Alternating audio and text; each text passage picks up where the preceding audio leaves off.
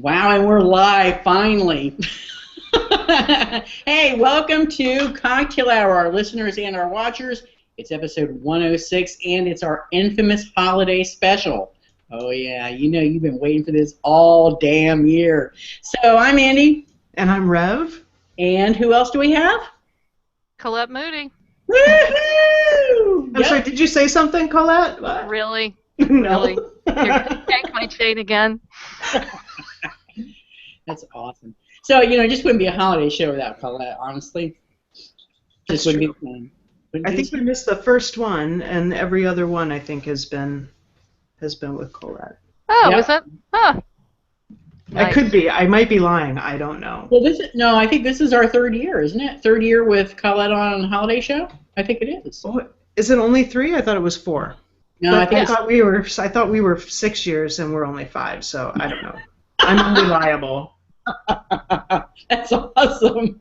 Oh goodness. So we've got some housekeeping stuff because we've got some stuff coming up. So take it away, Sherry. What do we got? Okay. Well, so due to scheduling issues and stuff like that, we missed last month's episode, which was supposed to be Blaine Cooper was going to join us to talk about some book, but we just couldn't make it happen. Yeah.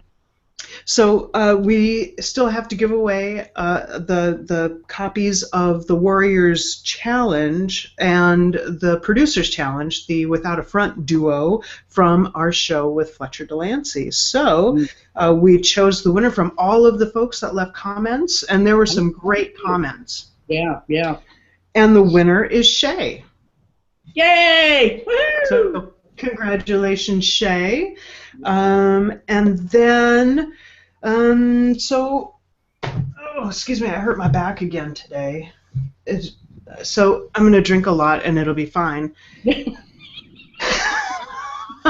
So we I love that that's like the old-timey remedy.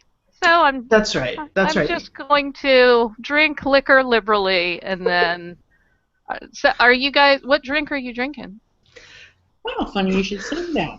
I think it's, well, not for Sherry, but it's Christmas in a glass, and I just finished mine, sadly. Well, that was poor timing. Christmas is over. Get the fuck out, bitches. Yeah, so I'm going to I have all the things. Oh, I have a knife. Okay. I'm going to make another one. Did you say you have a knife? Yeah, well, I have to stir it, because when you, okay. Seems fitting for this show, I just want to say. It kind of does. Okay, hold on. Christmas in a glass is a cap full of gingerbread syrup of your choice. This happens to be mine that I got on Amazon 2 weeks ago. And Prosecco. And basically what you do is you put a cap full of the gingerbread syrup into an empty glass. And then you fill it with Prosecco, and then you have to stir it so it gets a little bit milky. Because if you don't, the Prosecco just lays there like a dead thing in the bottom of the glass. So, yeah, so I have to make another one. And I have a knife, because I usually use knives because they're faster and closer to mix my stuff unless I'm trying to be Suave Rico. And then I'll use a stir stick, but tonight's not Rico Suave. And Rico Suave. What the hell else? I got dyslexia. That's perfect. All right, so Colette, are you having a Christmas in a glass? Yeah, actually. I cannot say it's my favorite thing in the world. Nope, but it's going to go well with this show. It will go well with this one, yes. Well, if I was drinking warm blood, it would go well with this show. Or if we recorded at an amusement park, that would go too. That's true. Just saying. Well, or trying to take a nice ride in a Rolls Royce, that would go with the show. I was pretty sure that I would be able to find gingerbread syrup at one of our local stores because they sell every freaking kind of syrup ever. They had bourbon. They had bourbon caramel. They had. Why wouldn't you just add bourbon? Well, I don't know. So I'm just drinking champagne. Right out of the bottle. Good for you, honey. Good for you. Good. Oh my God! You don't just have a knife. Oh my God, Andy. Well, it was on the drain board. It's my big butcher knife. Holy shit! It works. God. Dude, that's like bigger than the champagne flute you have. I know, right? You That should goes lick along it. with the You show. would have I mean, you'd do better to use the handle than the Ooh, blade. yeah. Wow. I cannot you are using a chef's knife and I'm completely blown away. Wow. That's the best sight gag that I've seen in a long time. You're like, yeah, I got a little knife. So I pictured like a butter knife. That's what I thought too. You know, I was like, oh, okay. All right. It's usually a butter knife, but this one is close to the cutting board, which is in reach. Okay. All right then. All right. So before we move on and get talking about the book that we're gonna chat about, we had one of our very, very generous viewers who has been supporting us since pretty much, I believe, like day one. Yeah, the first show. And has always supported us financially when she can, and she's also tremendously bashful, so I'm not going to say who it is. Even though I really want to, but I'm pretty sure that she wouldn't want me to. So, anonymous, generous donor, thank you so much. Because of you, we are going to have our biggest giveaway for cocktail hour stuff that we've ever had. Yep. So thank you. We know who you are. That's So right. thank you. Andy, hold up yours so you can see. Oh, yes. What we're going to give away. Oh, hold on. Let me put you on. Okay. All right. So this is the best thermos to go. I'm the envy of everybody at work, and I'm not buying. But so yeah, this thing I don't remember how many ounces it is, but holy crap, this thing is fantastic. I can tell you. Does it say? Oh, it just says largest thermos bottle on our site. But yeah, this thing will keep hot drinks hot for I don't even know how many hours. I mean, I can pour coffee in the morning, and if I were to drink it all damn day, it would still be hot at 5 in the evening. It's just crazy. Awesome. Yeah. So we're going to give 2 of those away. Yep. We'll give 1 away live. Right now we've got a few viewers. Hello, viewers. Feel free to viewers. chime on in, say hello. And then viewers, watch out. and then It's a good thing this isn't in 3D. Oh my God, that would be terrifying. Next year. We'll have the technology for that next year. Maybe by then we'll figure out how to change your avatar. It's changed, but apparently it's only changed for me. Well, I mean... And I can tell you, it looks great. That's fantastic. Very nice.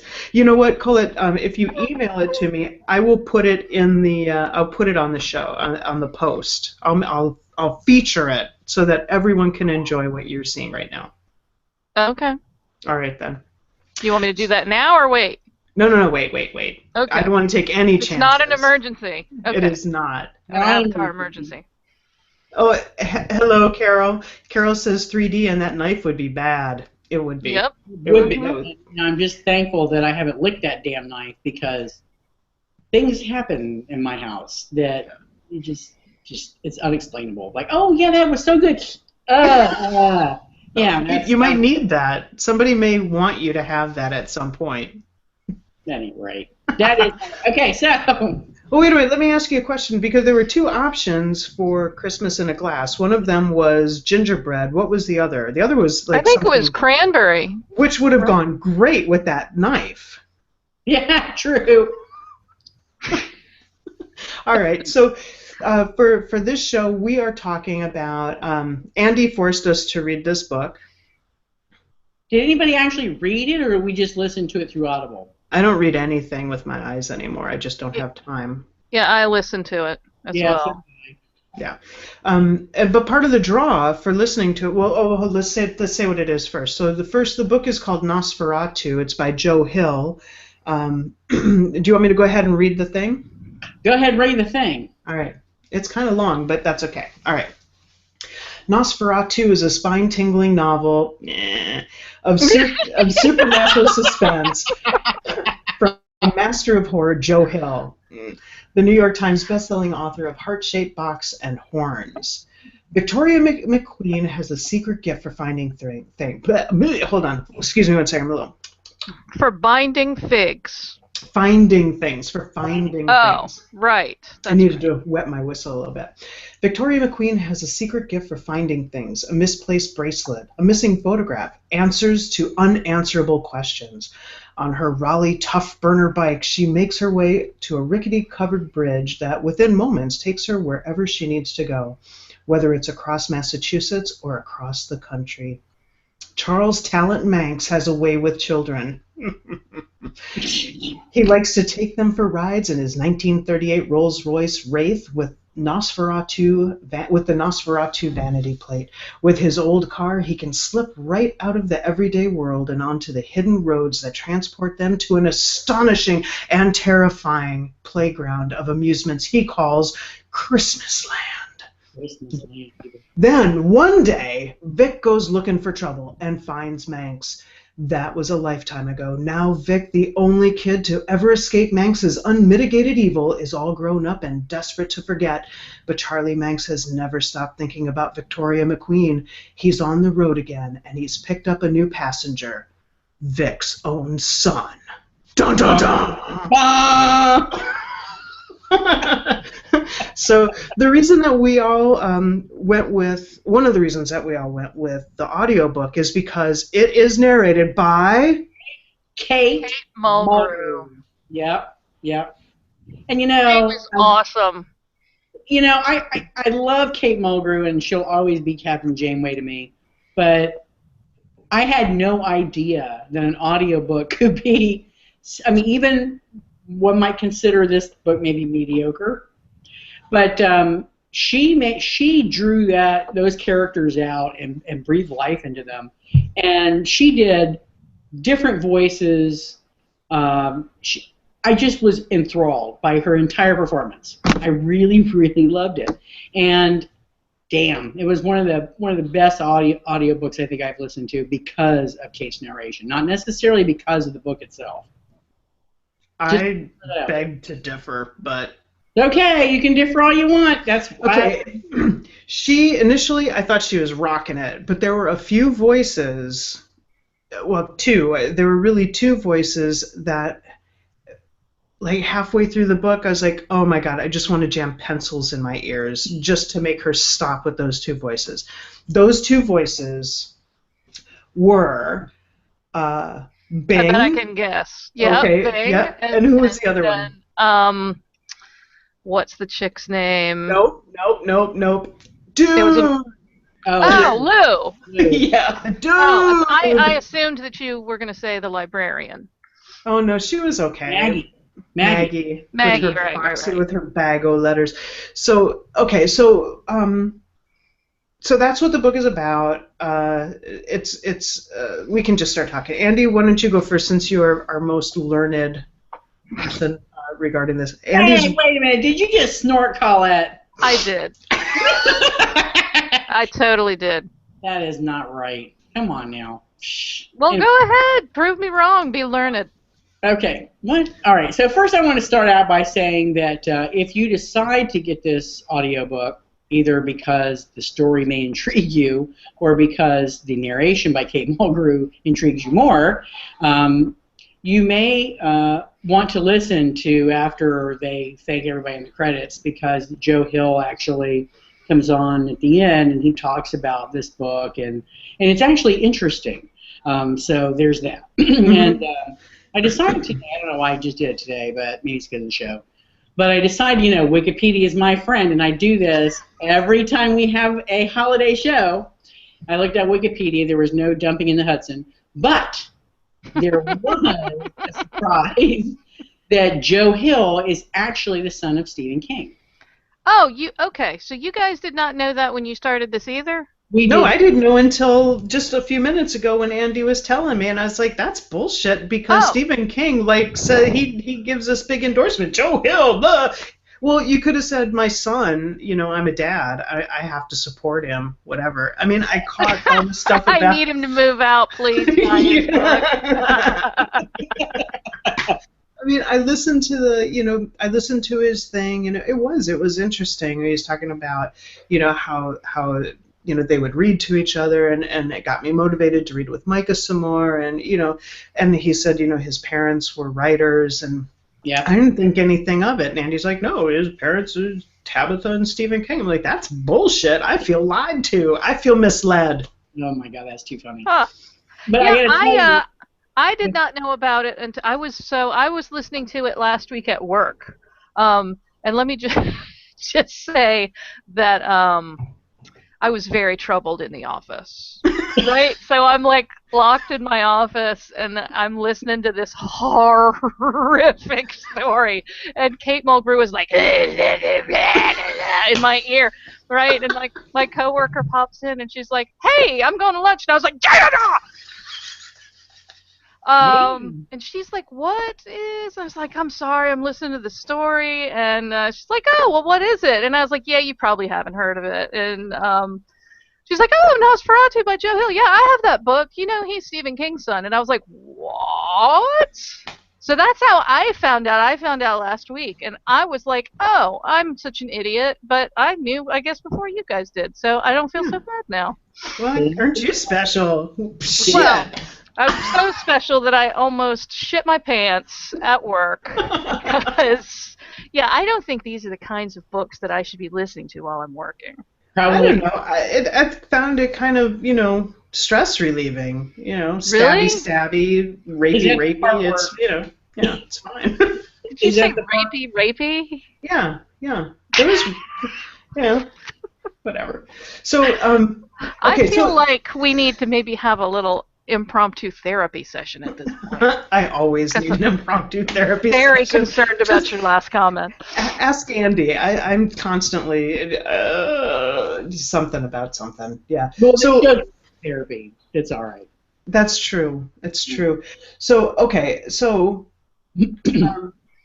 when I first started listening to it, it starts out with Charlie Manx, who's a really bad guy, right? With a bad overbite. And yeah, he's kind of like somebody even likened him to looking like Nosferatu in the old silent film, right? So you kind of get that image in your head right away.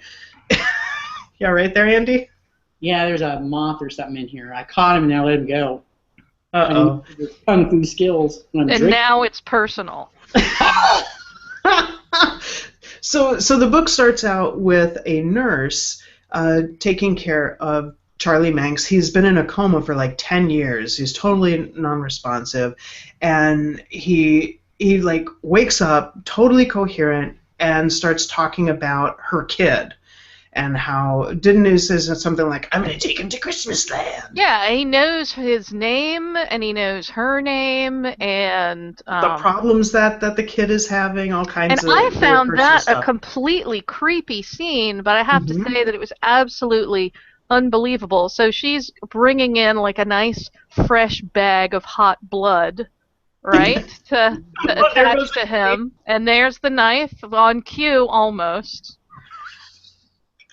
And she freaks out when he grabs her, and she drops the blood, and we're supposed to think that it exploded and went everywhere. And which would not happen. I'm sorry, bags of blood don't do that. No, they're really thick plastic. And they're bags. They're not. It's not a mason jar full of somebody's blood. Now, if it was a long time ago, that could totally happen, right? Because then they have like bottles that would hang, and they have glass. Like a gas bottle? Yeah, like MASH. Didn't MASH have it? Or no, that was even.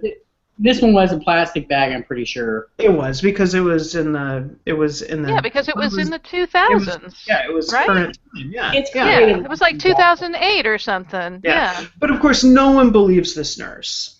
Right? No one believes her, and really purple bruises, but nobody believes her. Oh, that's right. Because didn't he like latched onto it? He grabbed her by the wrist. Oh, by the wrist. Yeah. So that's how we get introduced to Charlie Manx. And I gotta say, that scene, I was driving to pick up my kid, and I was like, oh, that's really good, and I'm hooked. And I think I even sent Andy a text. I'm like, oh my god, that was awesome. Mm-hmm. And then we moved to, I believe, Victoria, who is a young child, whose parents are just at each other constantly, fighting like cats and dogs. Her mom is a pain in the ass, naggy bitch, and her dad, I'm guessing, is some philandering jackhole. But he loves it too, I think. Wasn't he a drinker too? Yeah, but he loves the brat. That's what he calls her. Right? So he really loves his daughter, and she seems to adore her dad at that point. And mom, she doesn't really care for it too much, and a bracelet of her mom's gets lost someplace far away, like another state or something, right? And she gets on her bike and finds by the shore. They had gone for a beach day or something, and it was miles and miles away. It wasn't like right around the corner. So then she finds this bridge, the Shorter Way Bridge. Is that what it was called? The Shorter Way? Yep. And she gets on her bike, which is too big for her, but her dad got it for her anyway. And she rides across the bridge, and she ends up right in the place where the bracelet has been lost. And she gets the bracelet and she brings it back, but she's sick after she gets back. So we know right away that that transporting like that takes a lot out of her. She has a tough time recuperating. She gets really bad headaches and right. But the reason why this happens though is because she makes a thought reality. That's what makes her. She uses so much energy to do that. It drains her and makes her ill. So when she rides on her bicycle, this particular bicycle, it opens up a passageway between reality and thought. So she rides her bike across this bridge. It's bridging that gap. So she moves like being transported from one spot to another spot using this bicycle and this bridge. But it takes But I mean, she's physically moving. That's the important thing. Yep. So, actually, that's kind of a brilliant premise. It really is. Well, the premise was great. Not all of the execution was great. There was some things left to be desired, no doubt. But all in all, I did like it. I do have to say. I don't think I would read it a second time, but I did like it. I definitely don't feel like it was a waste of my time at all. So if we go from Victoria, and then didn't we then meet Bing Partridge? Yes. All right. So Andy, what do you want to? Horrible waste of a human being. Colette, you want to talk about Bing a little bit? Who? Colette? Yeah. Well, I believe that we meet him in his basement with his pud in his hands, right? Isn't that how we meet him? That's how we meet him. He's flipping through magazines looking for, some visual stimuli. Yep. Right. Yep. And comes across some ad to work in Christmas Land. And I guess we're led to believe that, one of his best memories of his horrible, effed up childhood was a Christmas Day memory when his parents pretended like they loved him. Yeah, that's kind of the gist, right? I mean, his dad seemed proud of him and gave him a gift that he loved. And was it cigarettes? No, it wasn't. It that gas mask and was it? Yeah, it was.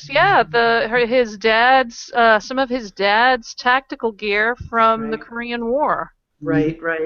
And so they played war with him, and they treated him like they loved him, and he really felt loved for that day. And I feel like, the argument was that this guy had such an arrested development that he was just kind of hung up on that one perfect day that he had in 19 whatever when his parents, were good to him and nobody beat him up, and his mom didn't have to look the other way because his father was beating him, and that's what he was just sort of perpetually chasing that. But then, of course, we learn that Bing has a much darker past. Yeah, he does. I kind of I like the way he took out his own father.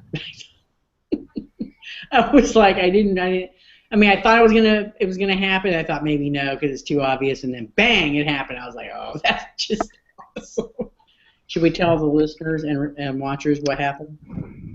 It happens pretty early, doesn't it? It does, yeah. It's not really giving any plot Well, away. and I think it's all done through flashback too. Right. Yeah. But yeah, he had a nail gun in his hand, right? And the father said something along the lines of, "Well, if you had balls, I'd be worried about you and that nail gun. Like, you could take me out, ha ha ha." And then he pulls the trigger. Yeah, took his dad out with a nail gun. That was really awesome. Right through the temple or something. Yeah. Yes. Right. But then and maybe I just missed this, but I mean, then he also kills his mom. Yep. But we don't really get any details about that. No, we don't. But it didn't. And it's been a little while. So didn't he was pissed with his mom, right? Because she never defended him. Yeah, she completely looked the other way while his father berated and physically abused him. Mm-hmm. Yeah, and wasn't there something wrong with him why he couldn't join the military? Well, I assumed that it had to do with this past where he killed his parents. That might have been. I mean, that's kind of a mark on your permanent record, right? Yeah, so hard to get past. So he finds this ad looking for somebody looking for people to work at Christmasland, and he writes this letter. To whom it may concern, I think I would, and he sounds like he's like maybe 11 or 12, right? I mean, that's how he sounds, and like every sentence ends in an exclamation point. Yeah. And you can kind of like see in your mind what his handwriting is. Yeah, totally. Yeah. So he gets he comes home from work. He works at this chemical factory, right? Yeah. And so that's where the gingerbread thing comes in. Is that he? Go ahead, Andy. Sevoflurane. The company he works for produces sevoflurane for dental offices. So I think it works like Twilight. So it makes people not feel pain and not just kind of be like living zombies, I guess. It seems like from the effects that it had on other people, that it makes them very compliant and happy and kind of euphoric almost. Can I just say, I have not experienced this at my dentist. I have not. I had gas a couple times as a young teen, and I don't recall any of those things happening. But, well, don't they use nitrous oxide? Yeah. That's fine. Yeah. So, did they actually have like flavors like this? I mean, is that a real thing? I've never heard of this before. Should I Google it? No, don't Wikipedia. The Wikipedia. You know, I love so Bing. He goes to work, and if I remember correctly, he didn't hear back from the folks at Christmasland, and he was like, oh, fuck it, and he still lives in the same house that his parents lived in, and he comes home and he sees this old car, this old sweet ass car, and the car starts to drive away, and he chases after it. Is that what happens? I think so, yeah. Yeah. So eventually he hooks up with Charlie Manx. Oh, so Charlie Manx is supposed to be. So Charlie Manx died in prison? Does that happen much later? He died in that coma. He never really woke up from the coma. He died. That anybody knows of. That anybody believes. They performed an autopsy on him, including weighing his heart. Mm-hmm. Right? They took out some of his critical goods.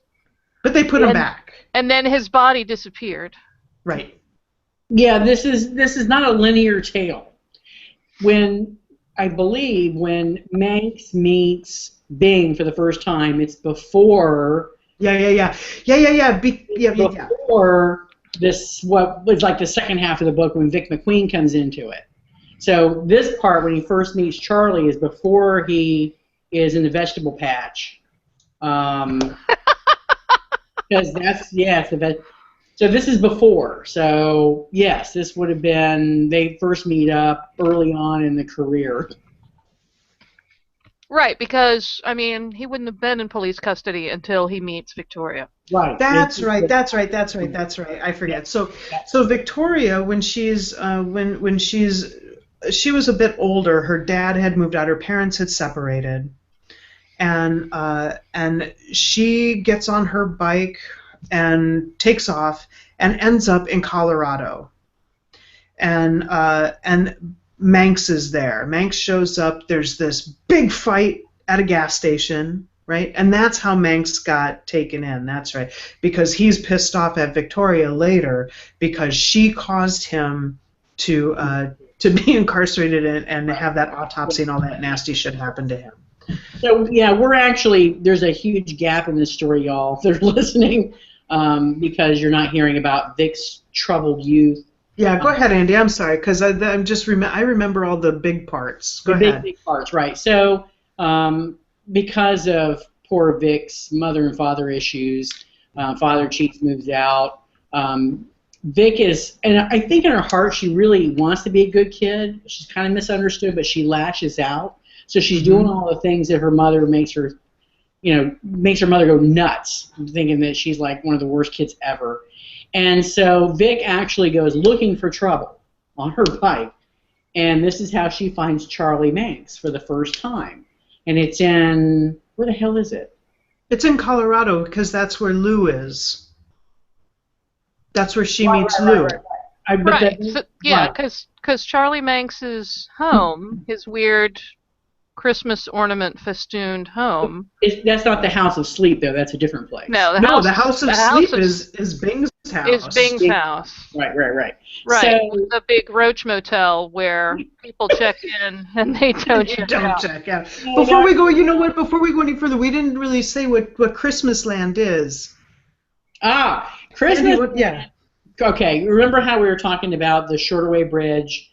That Vic McQueen gets on with her bicycle and she creates reality out of thought, and it propels her from one fixed location to another. Well, Charlie Manx has the same talent. Charlie Talent Manx. Anyway. Nice. But he creates it with his car, and he has created his getaway place is a place called Christmas Land. Which I just want to say I thought was a really shitty, cheesy name for some place, but okay. It was really bad. I was like, oh, we're gonna go to Christmas Land, and that's pretty much that. That's kind of how Kate Mulgrew did his voice. Oh, okay, everybody, we're gonna go to Christmas Land. I thought she did a good job with Charlie. She did. I'm just saying that was kind of the voice. Could you get hearing Kate Mulgrew using some really awful profanity and visuals was just a little alarming. I can't do Bing's voice, but Bing had kind of like this mommy tits. Remember, I was like, what?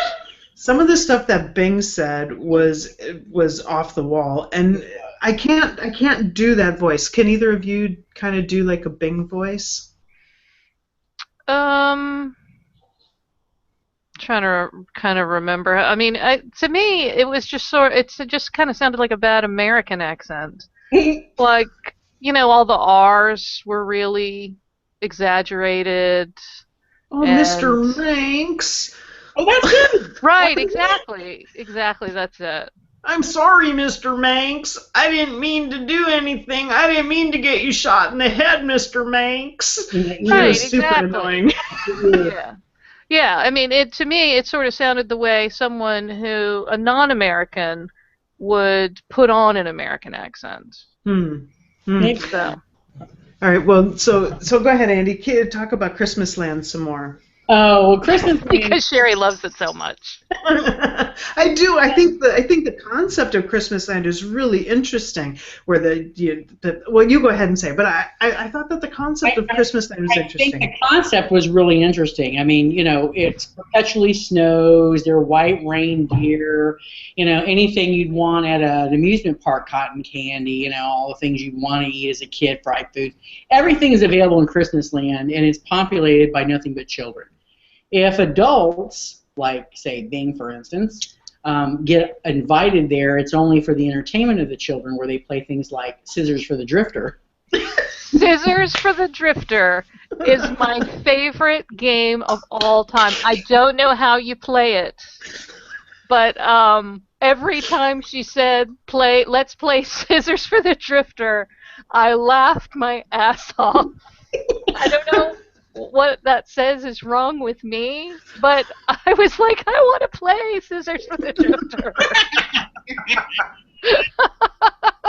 I don't know what it entails. I'm sure somebody gets shanked in the face, or... I'm pretty sure I'll play, but I don't want to be the drifter. That's all I'm saying. No. I call dibs on not the drifter. What was the other game that they play? Something like Bite the Smallest or something like that? Yeah. Oh, something. Yeah, you're right. Something about the smallest. What the hell? Shank the smallest. Yeah, exactly. I don't know what it was, right, but yeah. So at first blush, if you were to just look at it, you think, wow, this is like utopia for a kid, right? Because every morning is Christmas, right? Every day is Christmas morning, or Christmas Day, Christmas morning, every day. But you'll learn when you read the book that not all is as it appears, because, yeah, the kids that live in Christmasland and go to Christmasland are not the kids. They're not really living.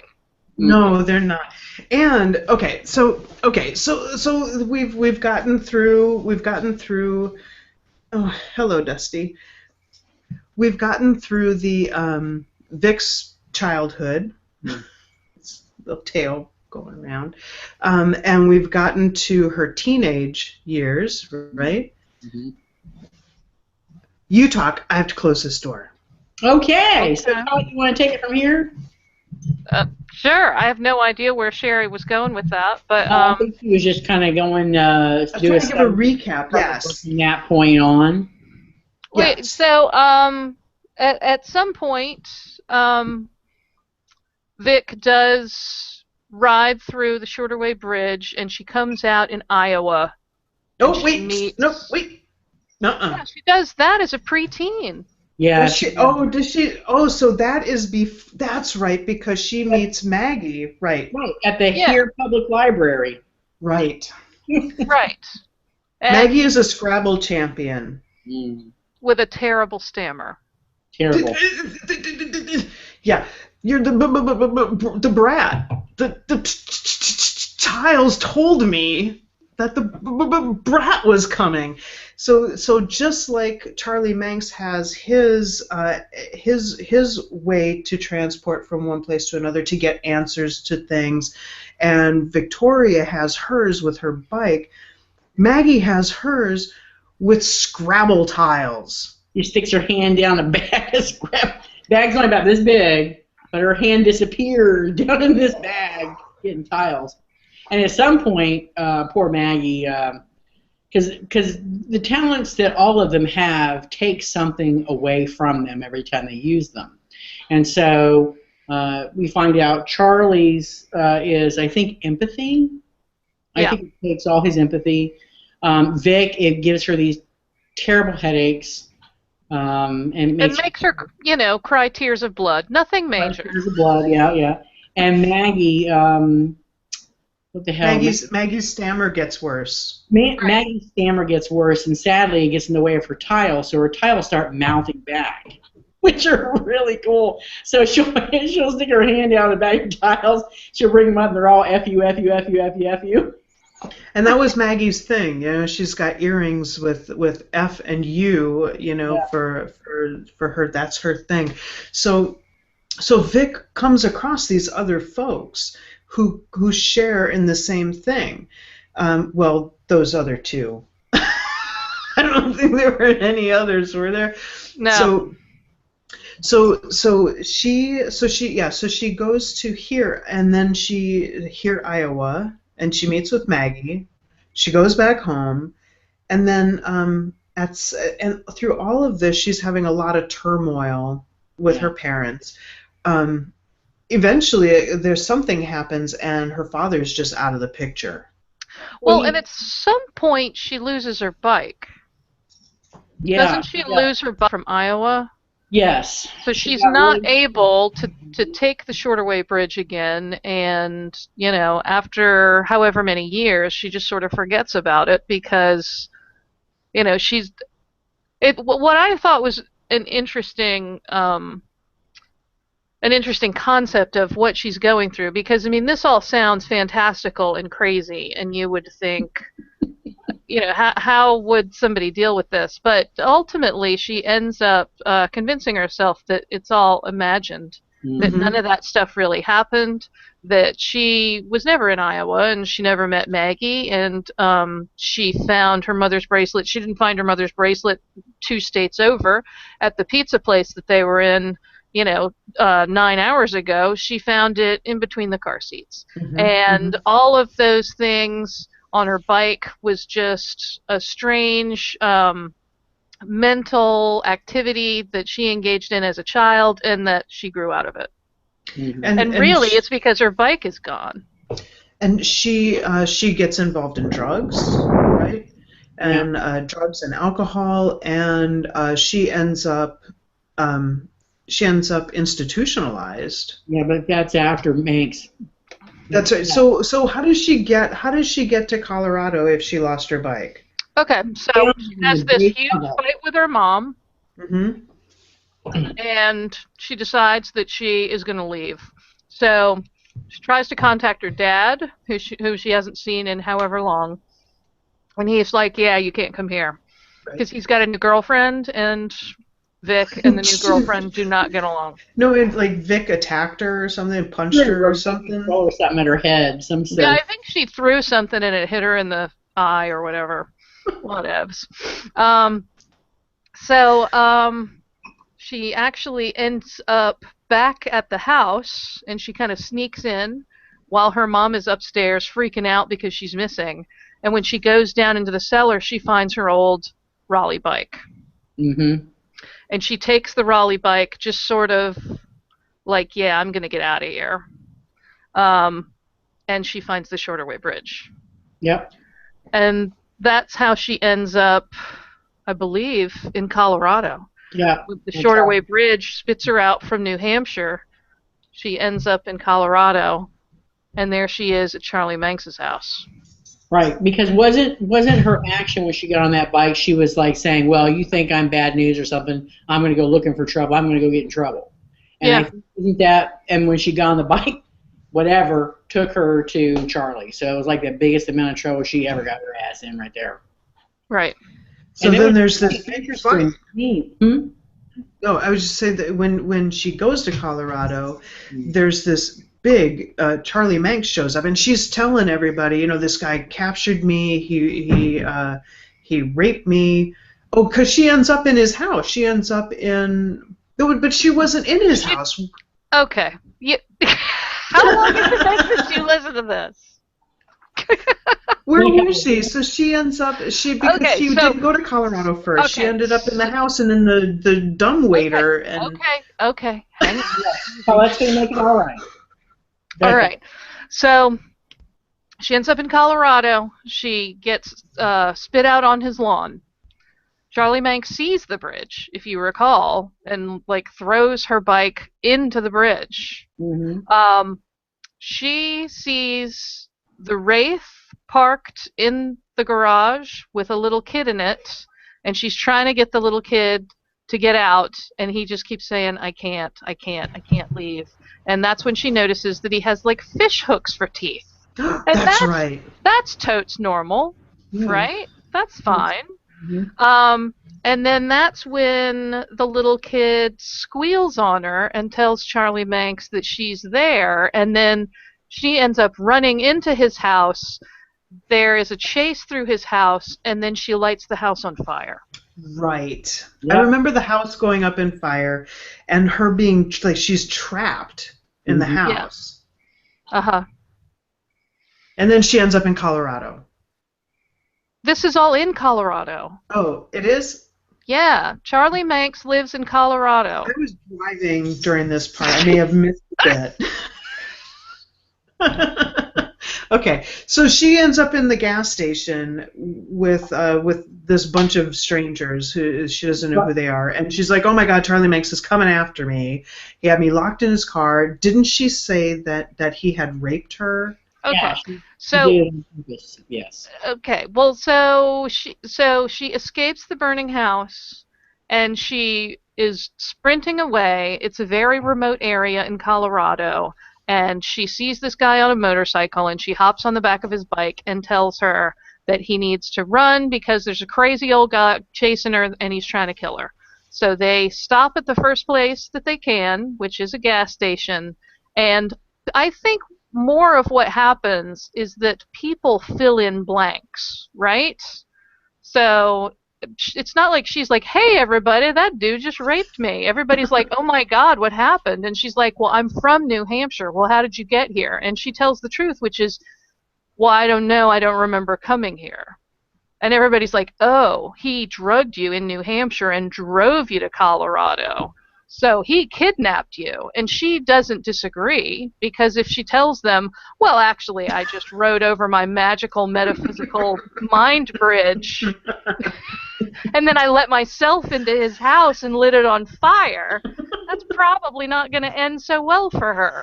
Probably not. Yeah, but I mean, that's true. instead, she is a runaway, and she has ended up many, many states away at the house of this creepy guy with his fishhook teeth children, and yeah. And well, then that's when Charlie Manx pulls up to pump gas, and poor good Samaritans, they're like, "Don't you worry, little missy. We're gonna That's take pretty care much of you." it too. There was like some game warden or something like. Yeah, We don't need it. I got a gun. It's fine. Yeah, a game warden and I guess army an reservist or Afghanistan vet go out there and are going to try and detain him until, he douses him in gas and lights him on fire.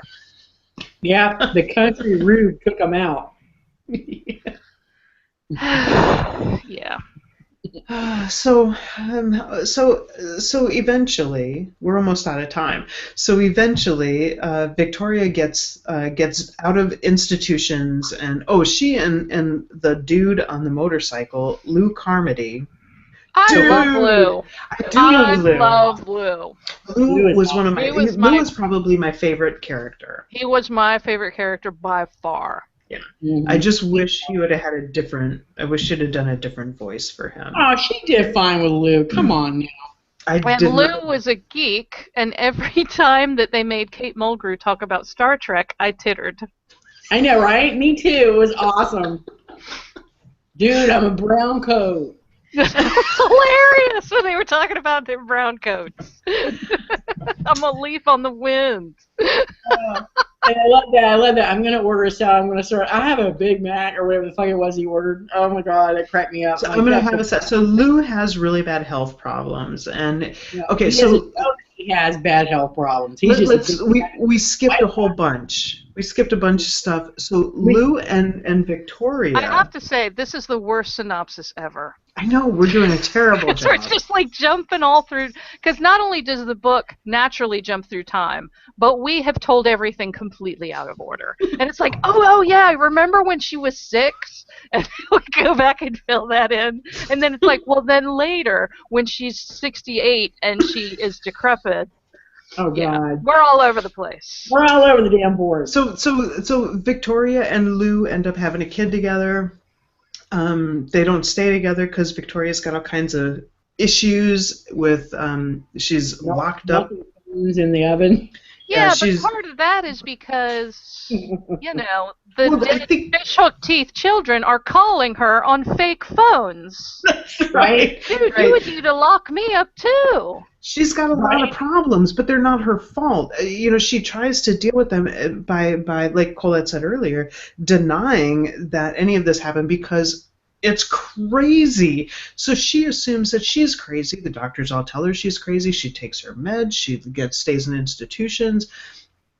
Lou keeps her kid. They never get married or anything, but they have a great relationship, And I just love Lou. He's such a good dude. He is a good dude. He's a good guy. So anyway, Wait. Ultimate Nerd. What do they name their kid? Oh, Bruce Wayne. Bruce Wayne. Bruce Wayne, man. That's Bruce Wayne Carmody. That's awesome. And Wayne is a good kid.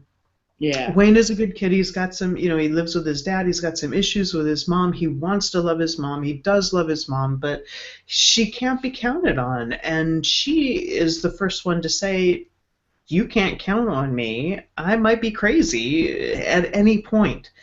Mm-hmm. And so Charlie Manx comes back. And then big showdown happens. Wait. That's the part with the autopsy. Yeah. So the police take Charlie Manx away. I think. He does time because he gets accused of kidnapping, which he technically didn't do. Well, at least he didn't do it to Vic. With her, but he gets accused and sentenced for kidnapping Vic and for molesting her, which he also didn't do. I never did that. That's when all the creepy fishhook teeth children are calling her like, you lied about Daddy. He's coming back to Christmas Land. He's gonna eat you. I mean, come on. I'd have basically shit. All my children love to play Scissors for the Drifter. Scissors for the Drifter. Victoria, you made my daughters be alone for this long, and I am really unhappy with you. And you're forward, and you have tattoos, and look at how you dress. Look at your shorts. The guy was really like, what, 140 years old? Yeah, he was super really expect him to be down with tattoos and leggings or whatever she has on. That's why you can't find a husband, Victoria. You need a nice bustle. She was a woman of low character. Like, bing, bing, bing, you crazy thing. Yeah, I think that was the other thing that probably rubbed you the wrong way, was how Bing always spoke in rhyme. Yeah, he always rhymed. That was aggravating. Mm-hmm. So Bing is the gas mask man. He is the gas mask man. Who I found more terrifying than Charlie Manx. He was more terrifying to me than Charlie Manx. Yeah. Why? Because Charlie Manx, I believe, Charlie Manx believed that he was doing the right thing. He believed he was helping. I don't think so. I don't think when Bing was having the women in the basement sucking on the gas. Oh, which, ladies and gentlemen, is why we picked this beverage because of the gingerbread tie-in. Yes, fluorine is referred to in the novel as gingerbread smoke.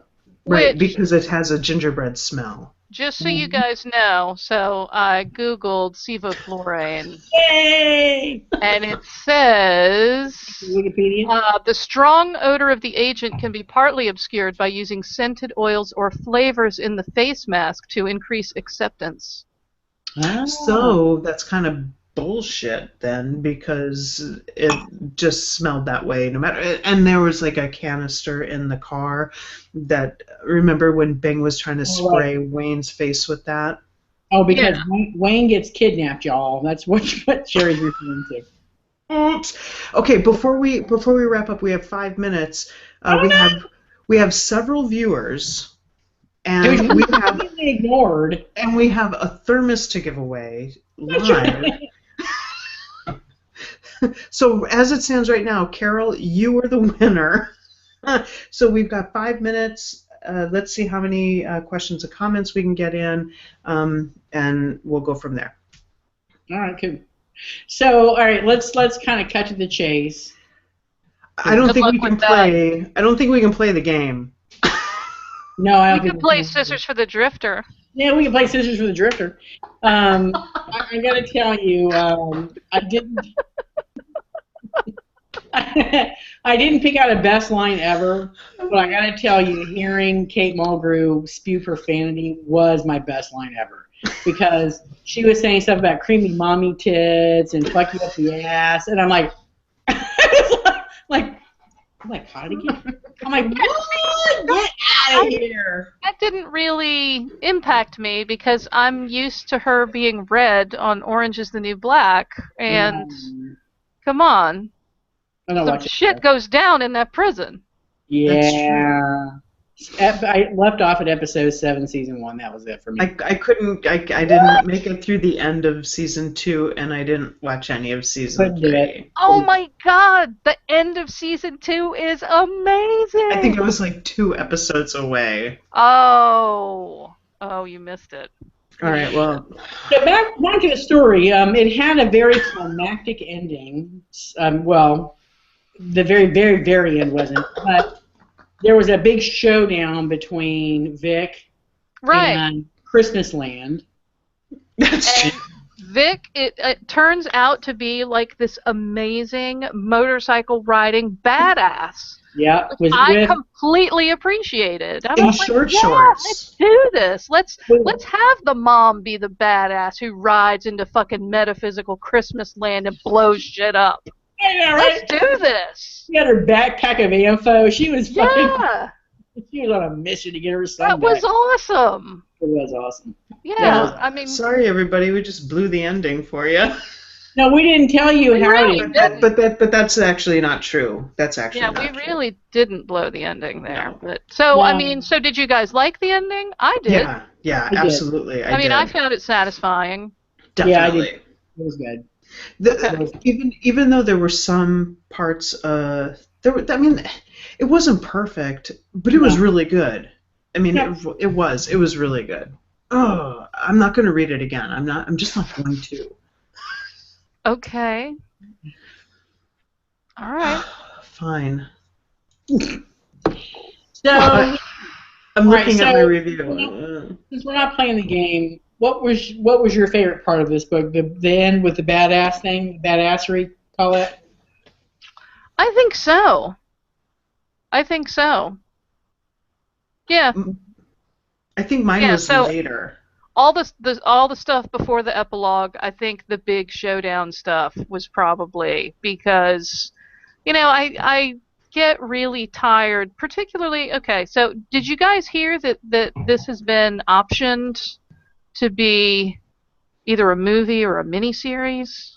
Oh no, I hadn't heard it. It was just his announced dad is last Stephen week. King. Yeah, it was just announced last week. So I get really tired of. I would certainly put this in like the horror action genre, right? I mean, it's very horror-y, and then towards the end, that's kind of where all the action happens. So I guess action really starts when she shows up and burns down his house and some shit goes crazy. Yeah. But it really, most of the action is jammed in the end part when she was like, "I'm going to get my son," and I'm just so tired of like the Bruce Willis character or the fucking Liam Neeson character or whatever. It's always the dad and the mom has to die. And let me throw this out. Who would you cast as Victoria?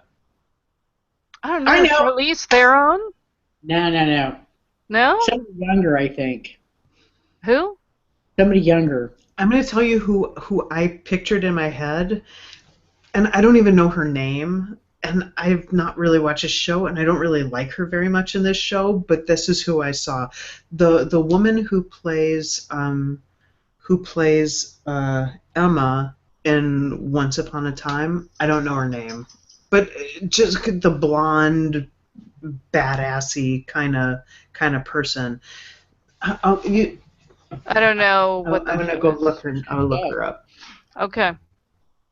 I mean, did you say Charlize? Charlize Theron. But she's too old now. She's a wonderful actress. There's no doubt about it. But I think she's a little bit too old to play. And Vic. she could ride a motorcycle and kick some kids in the face. She could definitely do And that. that's what I would want to see. I would watch that over and over again. So I She's too old, though. Pick somebody younger. She is. So did you watch Mad Max Fury Road? Oh, yeah, that was awesome. I wanted to watch it a second time as soon as it was over. I know, it was awesome. Well, and you heard that got nominated for a Golden Globe. Did it? Those For kinds Best of movies Picture. never get on. Best Wow. Picture. I know. I am amazed. So that kind of makes me wonder if it's going to be one of the 79 movies that gets nominated for Best Picture for an Academy Award. I mean, it No is problem. so not Oscar-y. But, I mean, imagine if it was nominated. That would be amazing. Yeah, that would. That would. I was thinking more along the lines of Jennifer Lawrence being Vic McQueen. Well, no. That's kind of rude. Just thinking of her like She that gets is kind dirty. of No. She could be Vic McQueen with a. Thank you, Carol's Jennifer Morris. I just thank you very much. That's the name of the actress, Jennifer All right, Morris. I'm Googling her because Google her, I don't 'cause know I who think- that is. I think that she would do it. And then I'm looking at Jennifer Lawrence's picture right now. I don't know. You know what? She can be a chameleon. You're counting her out. Hold on, I just have to say, Carol, you absolutely win the thermos for this comment, which is Scissors for the Drifter sounds pornographic. They certainly can be. You win! Depends on how you do it. And he's still thinking about it. Oh, I got it right down. Oh, God. All right, so you said Jennifer Morris? Jennifer No, Morris. Morrison. Okay, so I Morrison. Googled her, and the first one that came up is a psychiatrist. No, Morrison. Oh, okay, good. Morrison. Because not that Dr. Morris isn't attractive, but she's just not what I envisioned. All right. No, Jennifer Morrison. I think that I seriously think she could do it. Carol, what do you think? Do you think she could play some badass, slightly messed up in the head woman who loves her son desperately, but doesn't have a very good maternal thing going on? Oh my God, you too funny. Wait. One of my favorite parts was, and it was really different. She was in the series House. Was she? I never saw that show. Did you guys ever see that House? House, yeah. No, I think I saw one episode once. I think I was in a... Not to criticize, but I'm just saying, I did not have power of the remote, and I think that's how I ended up watching that. I was waiting for a flight, and I was like, wow, that guy's an asshole. Why did they let him stay around as a doctor? Yeah, he's definitely an asshole, but he's a brilliant asshole, and that's the difference. All right, well, we're not talking about that. So here's one of the things that made me sad that I was doing the audiobook. When Wayne gets, eventually, Charlie Manx grabs Vic's son, Wayne, Bruce Wayne Carmody, who is, he's like 13, 12 or 13. He's a very young teen. And his grandmother has recently died, and she kind of shows up as a ghost, and she talks backwards. Grandma Lindy. Yeah, and I could not, because it was the audiobook, I couldn't write those things down or see them so that I could figure out what the hell she was saying. So as she's talking, I'm trying to like, okay. Yeah, we all did that. Yeah, and it was really tough. But that was when in audiobooks I would kind of hope that they would just go, okay, just for you audiobook people, this is what she said. I'm going to say it again, slowly. Well, but I think, then you get a feel for how Wayne is like, oh shit, what did she say? What was it again? I don't Because wanna he be did the same Wayne. thing you did. He missed it all too. I want to be the reader with the secret, with the insight. Uh-huh. Yeah, That's what I paid my money for, okay? I want the bonus. Okay. I'm Wait, still so trying to think of who I would cast in this movie. Yeah, that's a really interesting question, and I wish I would have thought of it so I could have brought things to the table aside from my pop last minute Jennifer Lawrence idea. Yeah, But that's not going to work. About our favorite parts, I got to tell you, I think one of my very favorite parts is how Vic took out Bing. I thought Yeah, that was really amazing. Yeah, that was. I don't remember, but don't tell me. I don't remember. Don't tell me. It's in the House of Sleep. In the House of Sleep, in the basement.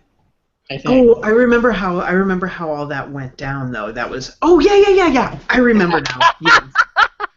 Oh, it's pretty memorable. Yeah, so that was my I figured favorite. it would come rushing back to you. Yeah. That was pretty awesome. Are you crazy?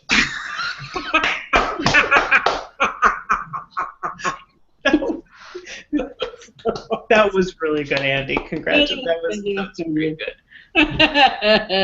All right, so we're over time. Not that we mind.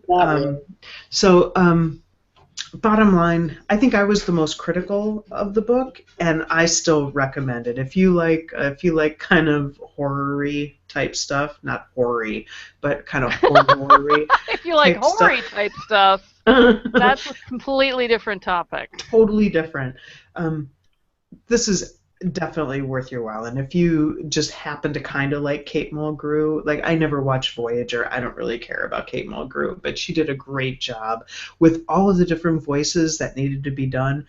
Each one was distinctive, and just you didn't even need to hear anybody say this is so and so talking. You knew because she had such great voices for everyone, such distinctive voices for everybody. Yeah. And the book itself, yeah, it was pretty good. I'm definitely not sad that I read it, and even though I probably won't read it again, I don't know. Now I kind of want to because I can hear his Charlie Manx Christmas Land. Bing, bing, you crazy thing. Okay, here it is. So it's actually going to be a series on AMC. Oh wow! Wow. Is there any time frame?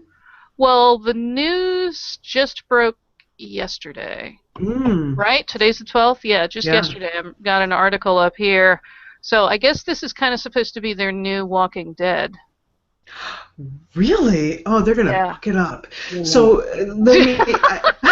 I'm gonna guess. That. Oh, my mind goes blank. That Stephen King is an executive producer. Just gonna say that. Could be, or it could guessing. be. Yeah, that is Daddy. He's got a little clout going for him. Yeah. Oh. Says will be produced by Michael Eisner's Tornante TV and AMC Studios. A writer hasn't officially been confirmed for the adaptation. I'll still watch it. Just I want to see. I probably will. Yeah. So Anne has commented. Hi, Anne. She's and her comment is directed at me. She said, "Stop!" with an exclamation point. Stop! You don't care about Kate? I'm so sad. I'm really sorry, but I never saw. I don't think I've ever seen an episode of Voyager. What the? Are you kidding me? No. After you read Fletcher's first story that we did a podcast on, you weren't intrigued enough to at least go watch one episode of Voyager? Nope. What? I know what we're doing when I get there. I know what we're doing. At least one, goddammit. At least one. Fine. All right. You know what? Maybe I'll go ahead. I think that was the only Voyager fanfic I'd ever read too. Anne says, "Hi, ladies." Hey. Howdy. Yeah, I don't. I was never into Star Trek ever. So I think I saw a couple. Whoopi Goldberg wasn't in. No, that was The Next Generation, right? Yeah. Which is the one that Will Wheaton was on? Was he? That was Next Generation. Okay, with Captain Picard, because I like. Right. All I have to say is 7 of 9. Now I've seen her. That's Anne's. I've seen her. I don't She's know. hot, man. Come on, hot. She is, but I don't. Okay, I will watch. I still haven't finished watching Xena. Just wait when I Really? get there. No. Are you just like putting it off because you're sad, or? No, I just lost interest in the Well, show. you know I don't what? know. Yeah, I I got totally through. I got understand like that. halfway through season 5. Xena's still pregnant. Oh, I don't. I'm just yeah, like, you know. that season sucked Yep. so bad. I So mean, I have the rest of Sucky season 5, season just skip 6, it. which Skip 5. Don't even finish 5. Just give I up. Did you can't do get that. to that shitty musical one where they sing Sisters I Who did Don't that Know one. Themselves? Oh, it's so bad. Yeah, I think that was the last one I saw. think I drank through that entire episode because I was just I was so profoundly disappointed that the show that I enjoyed so much had become that, and then I was just like, yeah, I need to pass time. So yeah, that whole season is terrible, and then I think you can just jump into season 6 and try and pretend it never happened. Yeah, I think she's right. Yeah, because it's not like they spend a lot of baby time. I mean, spoiler alert, they don't spend a lot of baby time. There is some. Very little. Yeah, but very little. And then suddenly, she has an adult child. It's just like a soap opera. It's pretty bad. Yeah, season 5's pretty bad. Pretty bad. And speaking of bad, we're gonna have Are we going to talk about Michael Jackson? No. We're gonna have super bad author back on, as in super bad as in good. Fletcher Delancey, believe it or not, is coming on again, January 9th, where she's gonna talk about her newest book, Without a Front, Warriors Challenge. So we're looking forward to that. So, and we're also looking forward to, a next book or next Last Call from Colette, which may or may not happen. Well, look, I'm working on not being blind. So let me prioritize shit. All and right. once I get to the point where I'm not mostly blind, I'll be able to do things again. Thank God, because we need you to do things again. Okay. Yeah, it's been a terrible burden having to contain all this snark deep within me and not be able to express it any way other than just to whatever unfortunate fuck is sitting next to me. Yeah. It's hard. It's hard. I imagine it is. Yeah. Yeah, you really should feel for the people who work with me too. I'm sure. I do. Yeah. Oh my God, that's awesome. So this has been a really good show. I think I'm trying to wrap it up and put it back and bring it back around, but I think I kind of failed epically at that. But yeah. No, that was awesome because it came right on the heels of me going, yeah, nobody is going to understand the first thing about this book. We have jumped all over the place, and it doesn't make any sense, and we haven't even really centered on who the main character is. And then Andy sums up with, this has been great. Okay, there you go. Can you hear me at all? Yes, I can. Yes. I lost everybody. I lost sound. I lost. Yeah. So I don't know what you guys were talking about. You were still on the screen the whole time. Yeah, you I were. know, but it was my lovely massive microphone let me down. Oh, am I sore Very back? phallic, and It's really kind of remarkable that it lights up and stuff too. That's kind of personal, and I'm not really comfortable talking about that with you. Okay, all right. We really didn't get into the impromptu therapy session that we had initially proposed. I want to point out that we're in a new house, and I am currently in. I called it the guest room the other day, and I was corrected by my young son, who said, "You mean Andy's room?" And I said, "Yes. I'm sorry." Isn't that awesome? That's awesome. Yes. That's awesome. So Andy has the light up phallic microphone in her room. No, that stays with me. I'll take it out of here. No worries, I'll bring one of my own. I'm just right next door. Okay. Actually, I'm not. My kid is on the other side. There's a bathroom in between our rooms, so just keep that in mind. Young, impressionable mind. Ooh. So this is the last review show we're going to have for 2015.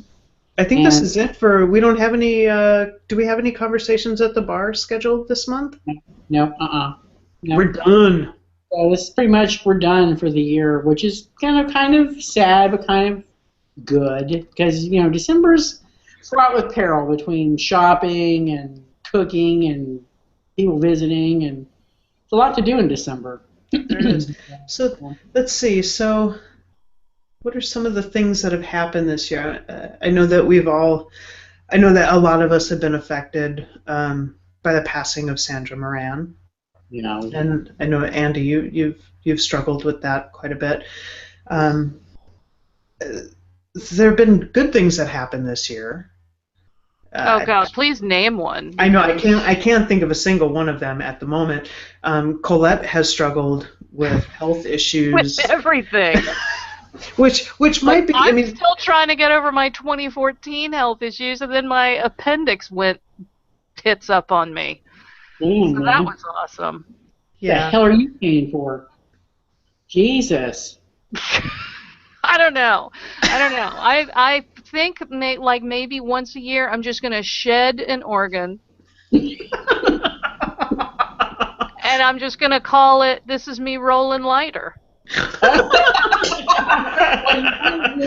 It's a new health plan. It's a new weight loss plan. Yeah, exactly. Awesome. Exactly. This is me just I'm just casting off ballast. I don't need that.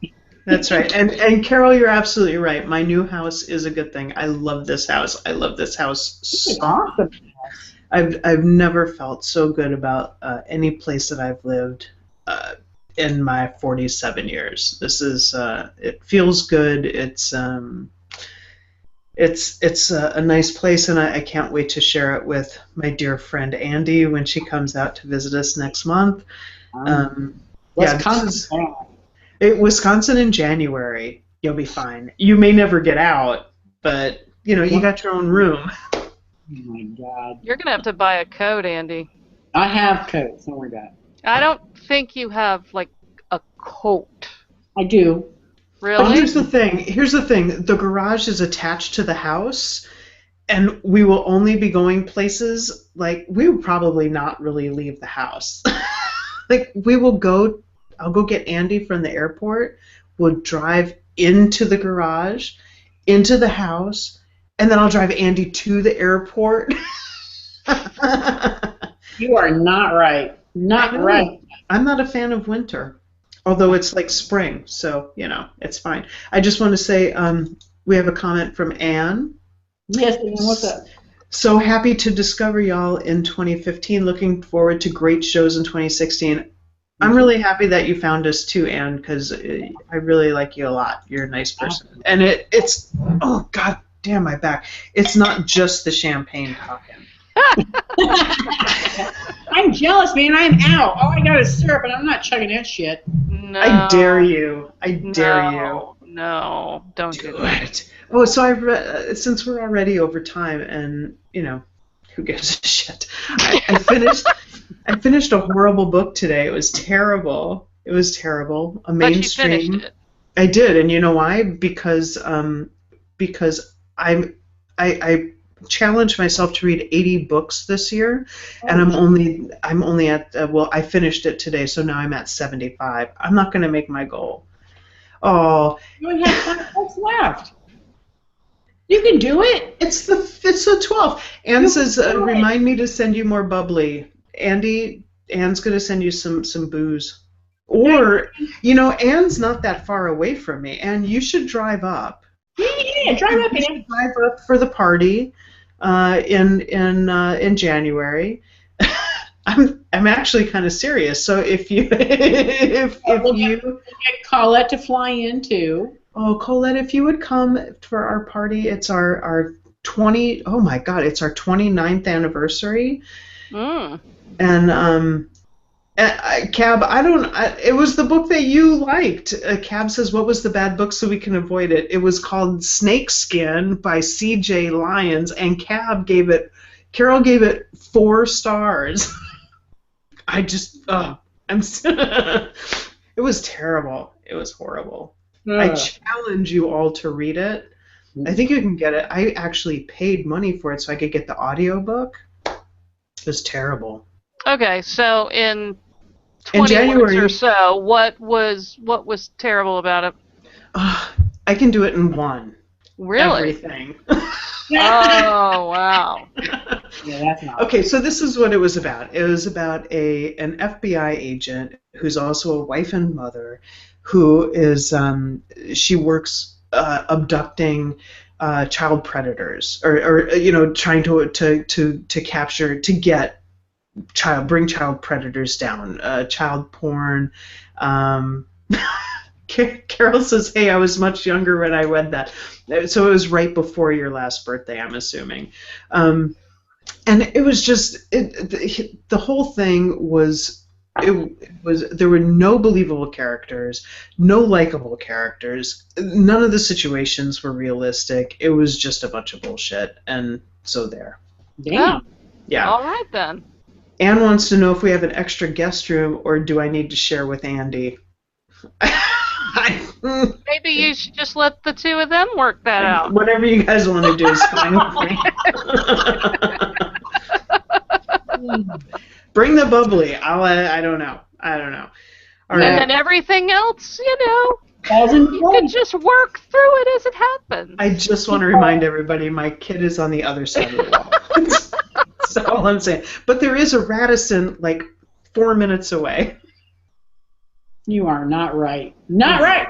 I know. I blame it on the champagne. All right. Well, before we go, holiday. We're already over time anyway. Holiday. I went and saw that new film, Krampus.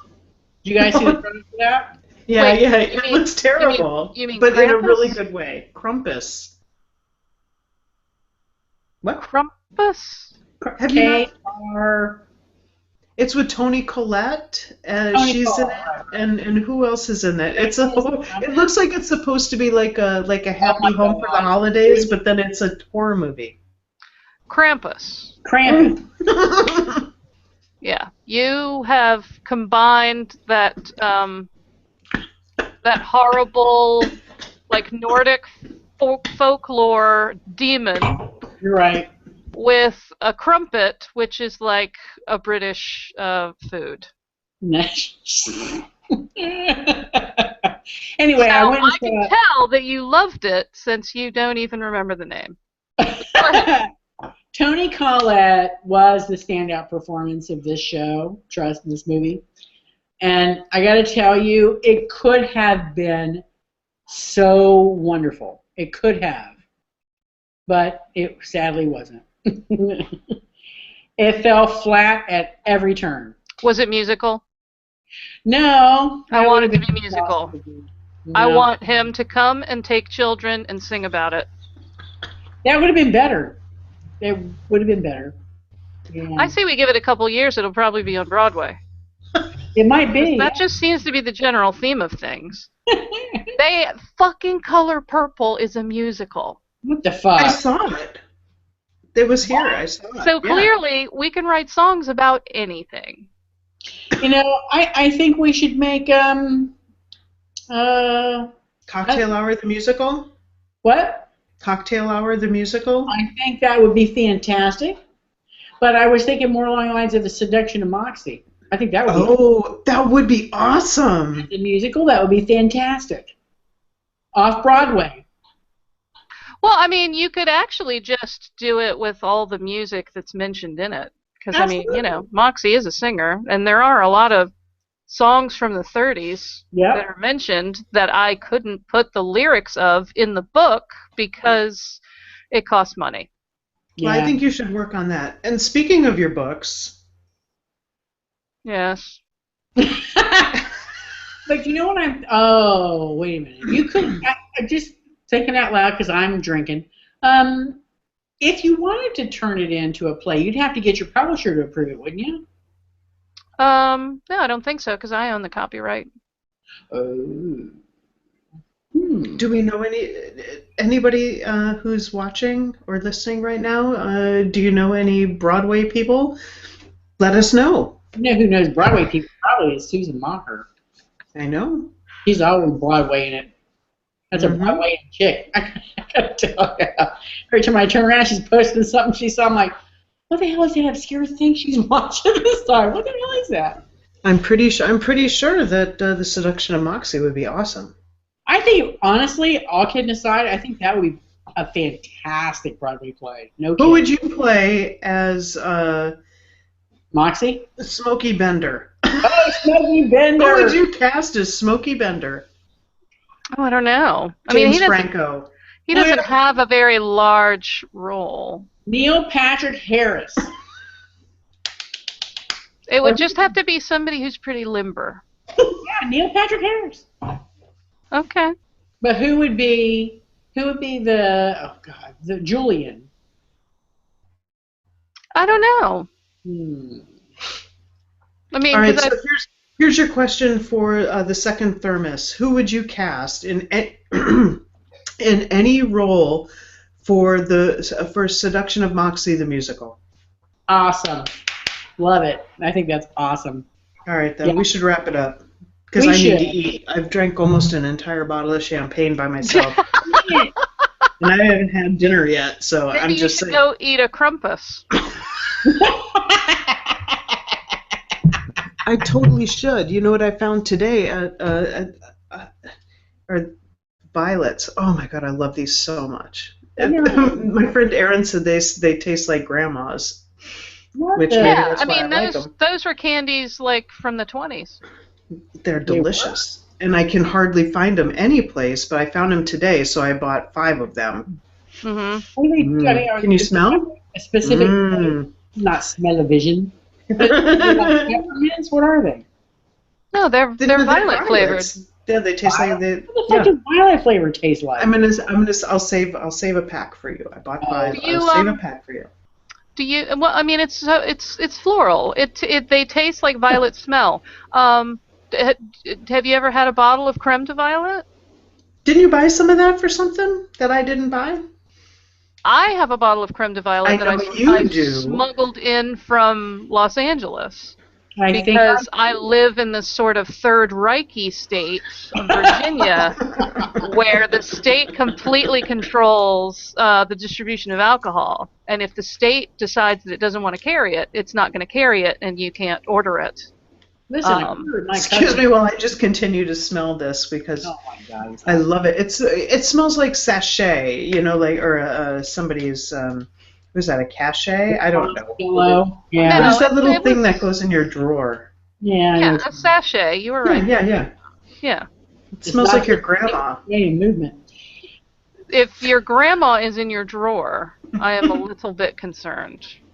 That's not elf in a shell. Grandma in a drawer is not elf in a shell. That's something totally different. Or scissors for the drifter. All right, let's wrap this up. Okay, listeners, you've got until January 8th to put in your comments on who would you like to see play any character in The Seduction of Moxie on Broadway in a play. Yeah. A musical. In a musical. Oh, so who's on our next show? Fletcher Delancey, January 9th. And who's after that?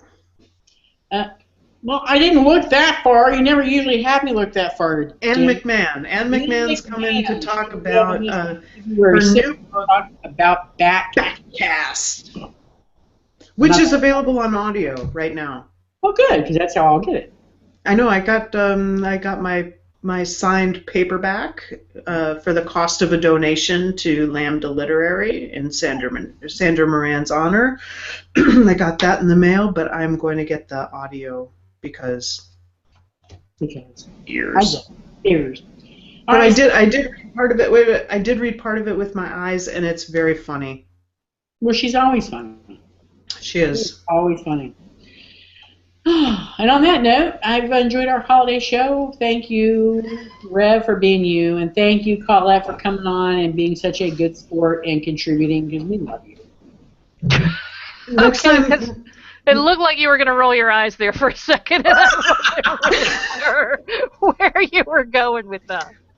Next time, fix your Avatar early, because I did see it, and it's kind of awesome. It reminds me of World of Warcraft, like if I was the Horde on World of Warcraft. It's pretty awesome. I will share it with everyone. So do you see it because you dropped off and then came back on, or? No, I see it because because you are in my circles, and it was emailed to me to make the Yuletide gay. You said, right? Yeah. It's this terrifying, bizarre. Well, not really terrifying. This kind of odd, cockeyed skull with a Santa hat. Yes, Yeah. I will make it. I will put it in the post. Everyone will see it. Oh, Okay. Anne says, thanks everyone, it was fun, and I have a copy of Backcast. I'll be ready. Awesome, bring your Cosmopolitans. Oh yeah, I guarantee that's what the drink will be. I love Cosmopolitans. So everybody have a very happy and healthy New Year, and actually, let's back that bus up. Have a very safe and happy holiday, whatever you choose to observe. But yeah, we'll see you in 2016. So there. Yeah. No matter who tries to stop us. That's right. Ain't no stopping us now. Don't sing anymore because we may have to pay for that. Oh my God, don't even go there. All right, I'm hitting the button. Hit the button. Good night. Good night. Bye.